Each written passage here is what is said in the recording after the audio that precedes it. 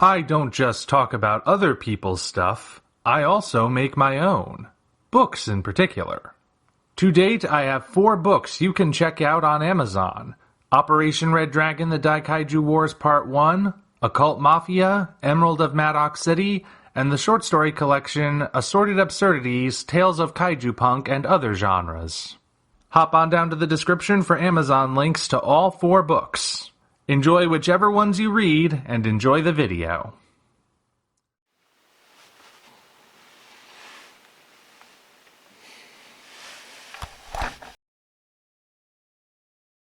Is it recording, Lex? Can you hear me?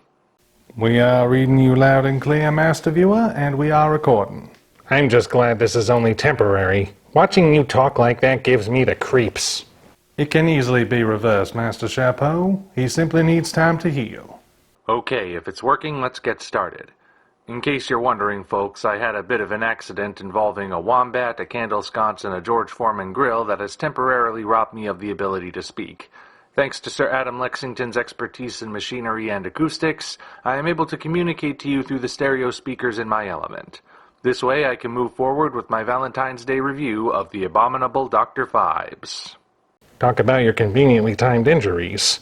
I still don't get why you wanted to do a horror movie for a holiday about love, especially this one. Well, Snazzy, the title character is motivated by love, so I think it's appropriate. Anyway, we should get to the plot summary. Dateline, London, 1925. Several medical practitioners have been murdered in ways that can only be described as bizarre.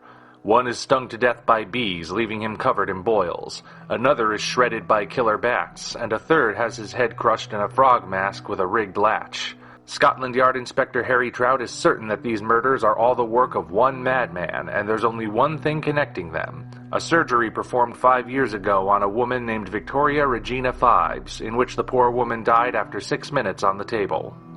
That would make the prime suspect her husband, Dr. Anton Phibes, a genius who specializes in medicine, music, and theology.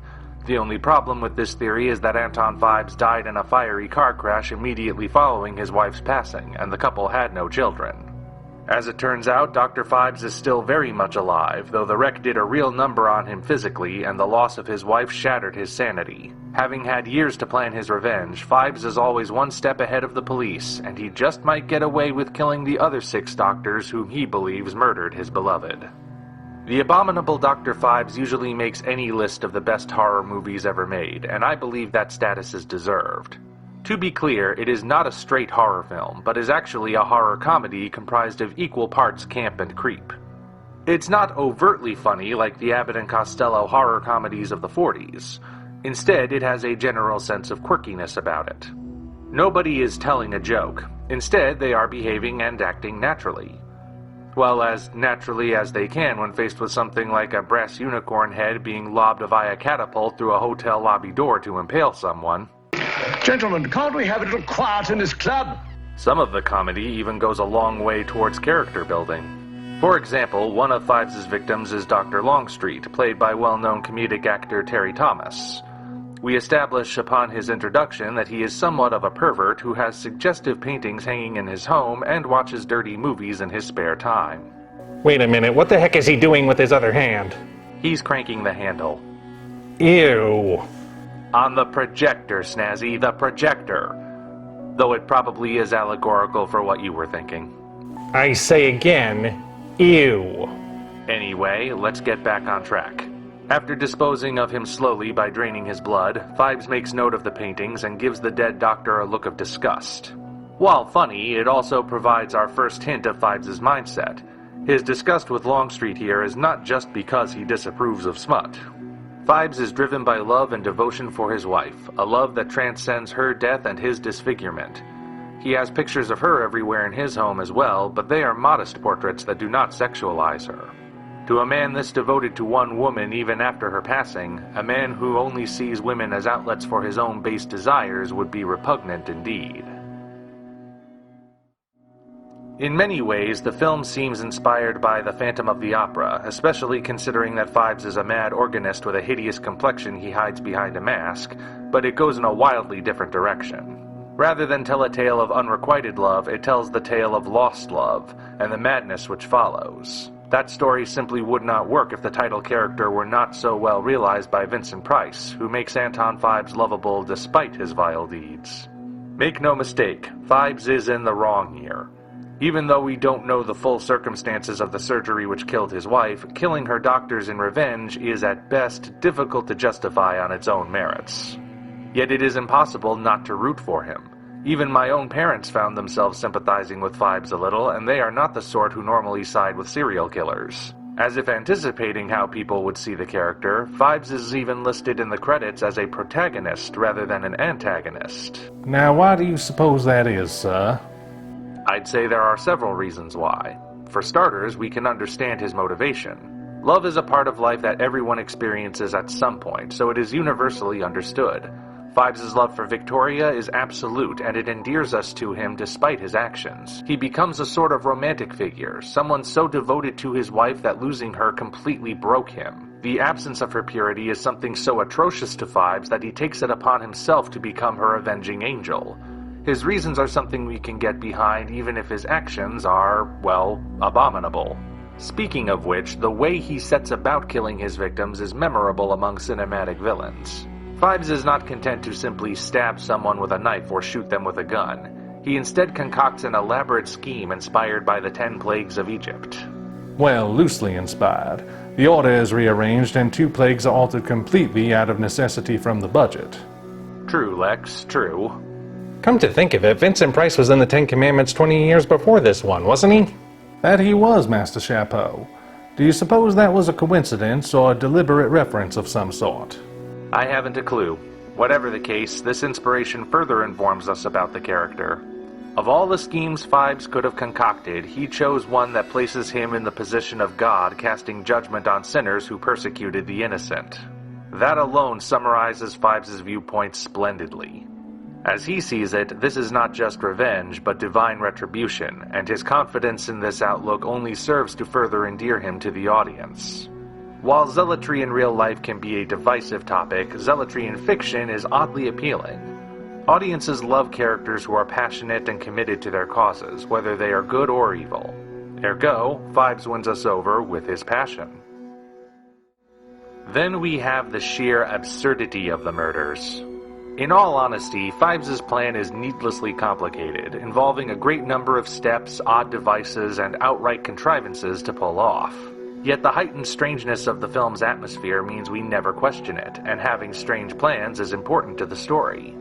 First, the oddness of Phibes' plan keeps the police baffled, since they have no way to prepare for him or know which plague he's reserved for which people.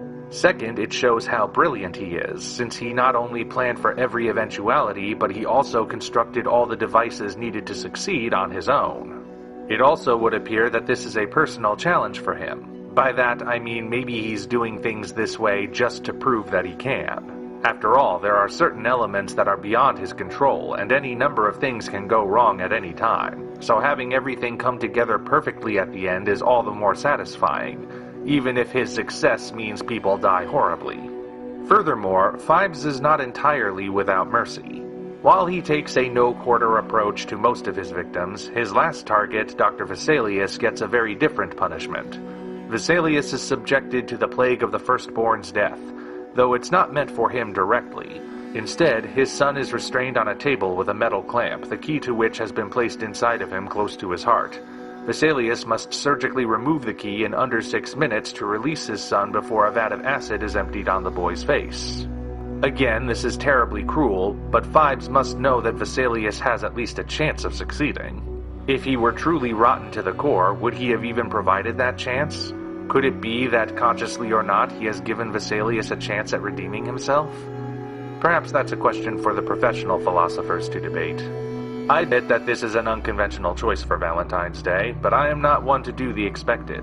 Whether you thought this was appropriate to the holiday or not, I hope this served as an interesting meditation on the film. The Abominable Dr. Phibes is a classic for a reason, and I do not doubt that it will remain so for generations to come.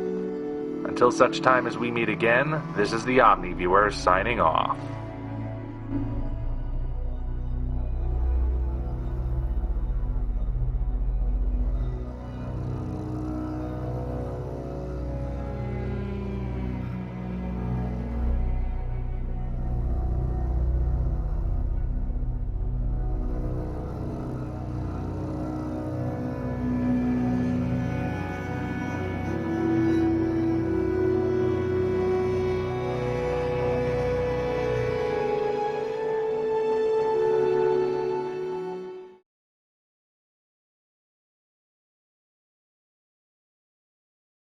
Lex, the wire's stuck. It is. Oh dear. I seem to have overcompensated while setting up the connection. You sit tight, Master Viewer. I shall be back with my tools and have you extracted within the hour. I knew I should have used the bathroom before filming.